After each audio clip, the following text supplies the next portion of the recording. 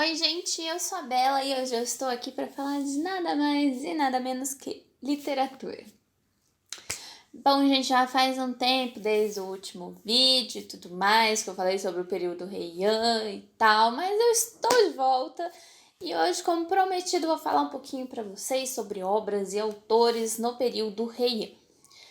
Mas antes disso, não deixa de clicar no like, de se inscrever no canal se você não for inscrito e já deixa seu comentário aqui embaixo falando o que você tem achado dessa parte teórica de literatura japonesa.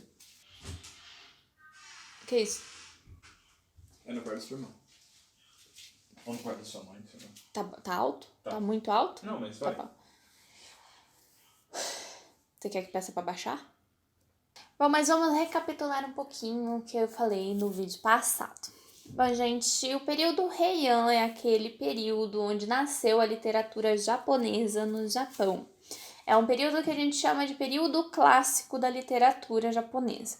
Antes disso, lá em Nara, mais ou menos até o ano de 894, tinha o período antigo. No período antigo, a literatura ela era uma literatura oral. Era ali que a gente tinha diversas obras, como o Kojiki, que registrava toda a mitologia japonesa, e também é quando a gente tem a antologia poética mais famosa do Japão, o Manyoshu, que significa antologia de inúmeras folhas. Ou seja, né, uma antologia bem longa. Antologia é um apanhado de poemas. Isso é uma antologia. Não. Já ouviu falar antologia poética do Drummond? É isso. Enfim, mas voltando ao clássico, que é o que nos interessa, hoje nós vamos falar sobre algumas obras. Começando, é claro, com o Genji Monogatari. Tem alguém fazendo barulho no corredor? Seu pai tá espirrando. Mas voltando ao que interessa, que é o clássico, hoje nós vamos falar um pouquinho sobre algumas obras e tudo mais, que nem eu prometi para vocês. Começando, é claro, com o Genji Monogatari, ou o romance do Genji, em português. O Genji Monogatari ele foi escrito pela Murasaki Shikibu, e eu contei para vocês que o Genji também foi o primeiro romance que já existiu no mundo. Foi o primeiro romance escrito no mundo inteiro. E eu também falei para vocês que os Monogatari eram esse tipo de leitura que eram escritos para mulheres da corte que passavam o seu tempo ali lendo e tudo mais, né? Eu não li o Genji inteiro. Eu li alguns trechos durante aulas e tudo mais. Nunca foi uma literatura assim que eu falei, poxa, que vontade de ler o Genji Monogatari. Não foi, mas a gente tem a tradução dele para português de Portugal e não é difícil de encontrar. É um pouco caro, mas ainda assim fica aí a dica para quem quiser ler o primeiro romance do mundo e tudo mais. Vou contar para vocês um pouquinho sobre o que é o Genji Monogatari. Bom, o Genji Monogatari ele foi escrito em 54 rolos ilustrados pela Murasaki Shikibu, que era uma mulher da corte japonesa no período Heian. Ela vai contar pra gente a história do príncipe Genji, o Brilhante, que ele é filho do imperador, com uma concubina sem título. O que é uma concubina, gente? O que é uma concubina, Jô? É uma amante, não é isso? A concubina, ela é, de certa forma, uma amante, ela é tipo uma prostituta de luxo. É verdade. Isso, ela é tipo uma prostituta de luxo. E era muito comum para o imperador, naquela época, ter várias concubinas. E às vezes as concubinas tinham patente, sabe? Às vezes elas tinham ali suas importâncias dentro da aristocracia.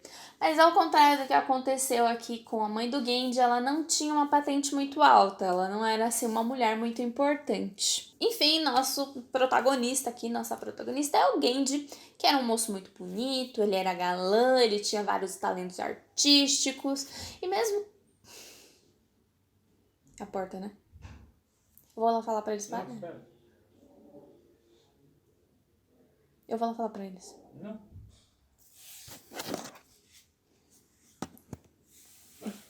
Posso? Pode. Enfim, então o Genji era esse moço muito bonito, ele era galã, ele tinha esses talentos artísticos e E mesmo que ele fosse aqui o filho do imperador, a política fez com que ele fosse um homem muito comum, então ele não tinha um título, né? E aí ele recebeu um nome normal, chamado Minamoto Genji, porque a família real não tem sobrenome, gente. A família real é a família real. Por isso que eu tô contando pra vocês que ele recebeu um sobrenome. Então, o Minamoto Genji era um homem comum, né? Não era ali um homem da aristocracia, não era um herdeiro filho do imperador, né?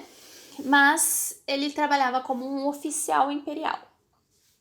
Então, quando o Genji tinha 3 anos, a mãe dele faleceu e o imperador, que nunca conseguiu esquecer da mãe dele e tudo mais, encontrou uma outra pessoa. Ele decidiu se casar com essa mulher que era muito parecida com a concubina que ele perdeu ali, chamada Futsubo. Vocês também precisam saber que ela era princesa do imperador anterior. Então ela era ali casada com o imperador de antes. E aí o pai do Genji gostou dela, falou, putz, ela parece ali a mina que eu gostava, vou casar com ela.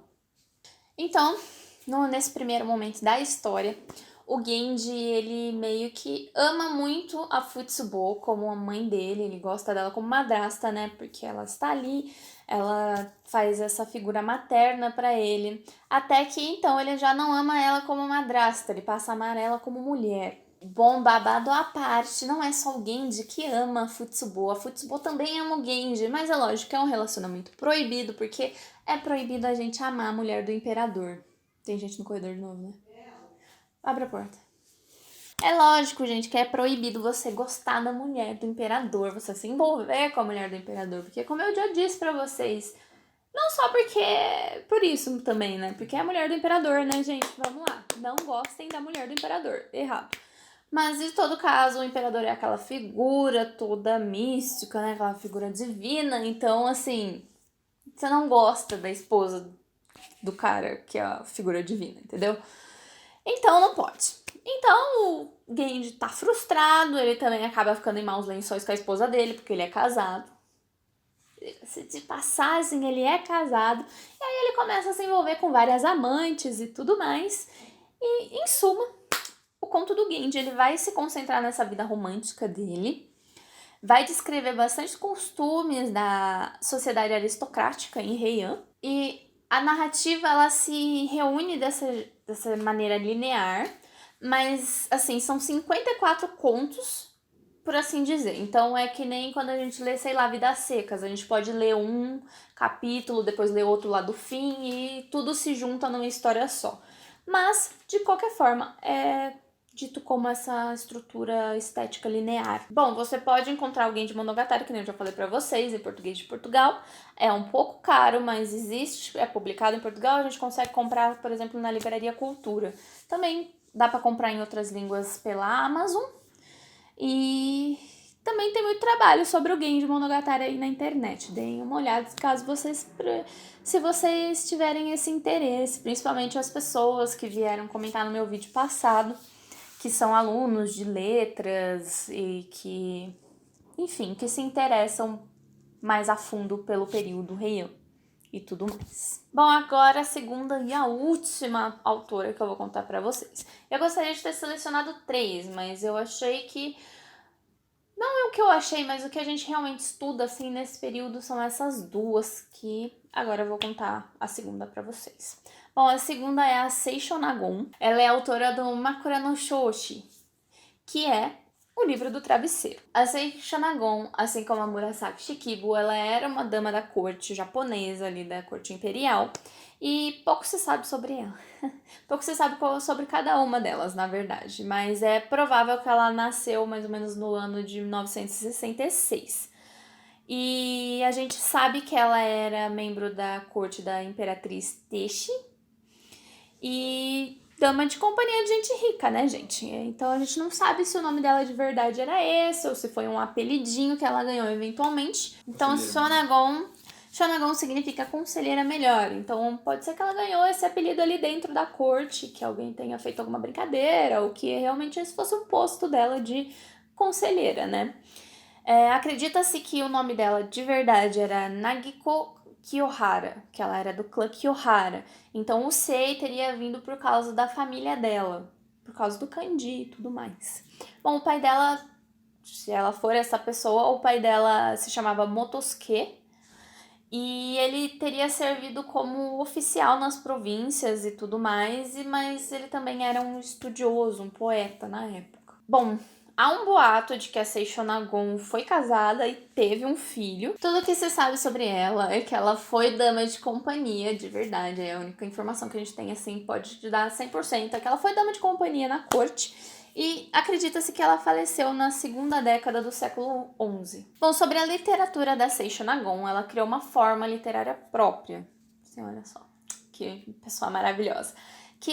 O que é essa forma literária que ela criou? São esses escritos casuais, que seriam basicamente poema em prosa, que a gente conhece aqui, ou notas e tudo mais. Bom, o enredo do livro, ele é basicamente isso. São notas casuais escritos por ela, mas o que exatamente a gente vai identificar nessas notas? Bom, a gente vê o que dá na telha, sabe? Ela tinha dia que ela falava o que acontecia na corte, tinha dia que ela falava, sei lá, são tipos de notas que ela vai falar sobre eventos cotidianos na corte, impressões pessoais que a própria Seishon Nagon tinha ali como pessoa dentro da corte. Então eram notas assim pessoais, algumas listas, alguns pensamentos assim diversos, que nem a gente escreve mais ou menos como um diário, mas não chega a ser um diário. Por que ele não chega a ser um diário, que é chamado de Nikki na época? Ele não chega a ser um diário porque ele não tem uma ordem cronológica. Então são pensamentos de diversos momentos, todos ali organizados a esmo, entendeu? Não é realmente tipo, dia tal, hoje eu fiz tal coisa. Não, são mais notas mesmo. Como se a gente pegasse um monte de papelzinho e escrevesse: o dia hoje está assim, o dia tá daquele jeito, a fulana fez tal coisa, entendeu? E bom, como não segue uma narrativa, né, não tem uma personagem e tudo mais, não pode ser um monogatari, que são aquelas histórias que eu já contei pra vocês. Em questão de estética literária, essas escritas da Seishon Nagon, elas são chamadas de literatura egoísta, porque ela sempre se concentra num eu, que determina a própria visão do mundo. Então, ela não deixa um espaço ali para outras opiniões, dizendo dessa forma. E, ao contrário do Genji Monogatari, o livro do travesseiro foi traduzido aqui no Brasil. Se não me engano, levou cerca de 10 anos para ficar pronto, porque assim, o livro aqui em português é dessa grossura. Ele é enorme. E justamente porque é um conteúdo pessoal, são essas notas, leva muito tempo para ser traduzido. Então ele foi traduzido por um grupo de pessoas ali na USP, que incluía a Lika Hashimoto e essa galera que sempre traduz coisas aqui no Brasil, do japonês para o português. O livro foi publicado pela editora 34 e a gente consegue comprar tranquilamente na Amazon, em livrarias. Eu vi que estava em promoção na Saraiva por volta de R$60, sendo que em geral ele custa 100. Então é o momento de aproveitar. O livro do travesseiro eu também não li, mas já é um livro que eu tenho mais interesse de ler do que o Genji Monogatari. Talvez seja porque o Genji sendo galã daquele jeito me incomoda um pouco, e esses já são reflexões ali que eu acho que podem ser ricas, ou a gente pode ver mais ou menos como funcionava uma mulher dama da corte naquela época. Bom, é isso, gente. Eu esperava ter mais para falar para vocês do período Heian, mas querendo ou não, essas são as duas obras que se destacaram e que são importantes para a literatura japonesa hoje em dia. Espero que vocês tenham gostado. Vocês esperem, porque eu vou voltar com outros períodos, outros autores, momentos mais legais, assim, os melhores momentos da literatura japonesa estão por vir.